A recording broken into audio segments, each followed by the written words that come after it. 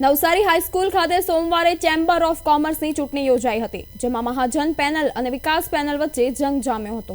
આ ચૂંટણીમાં મહાજન પેનલના રાજેન્દ્રભાઈ દેરાસરિયાની ભવ્ય જીત થઈ હતી। નવસારી ચેમ્બર ઓફ કોમર્સ વર્ષોથી પોતાના સભાસદો વચ્ચે સુમેળ સાધીને ચૂંટણી ટાળવામાં આવતી હતી, જેમાં ચેમ્બરના પ્રમુખ અને ઉપપ્રમુખની નિર્ણાયક સભ્યો દ્વારા પસંદગી કરવામાં આવતી હતી।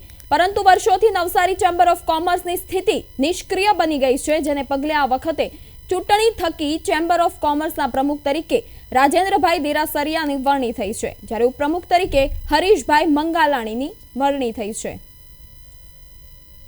જીત મળી છે એટલે હર્ષનો વિષય છે જીત એટલે, પણ આ જીત મારા બધા જે માજી પ્રમુખો જેમણે મને આ હોદ્દા માટે પસંદ કર્યો છે, અને આ ખરેખર તો અમારામાં ચેમ્બરમાં એવું કંઈ જીત હારનો હોતો નથી।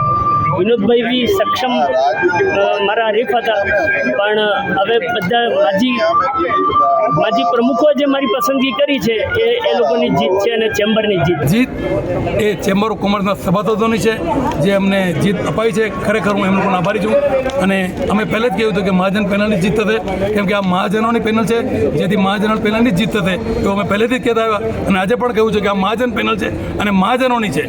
અમે સાથે રહીને કામ કરીશું, જ્યાં પણ જ્યારે પણ મહાજનોની જરૂર પડશે ત્યારે અમે પડખે રહીશું।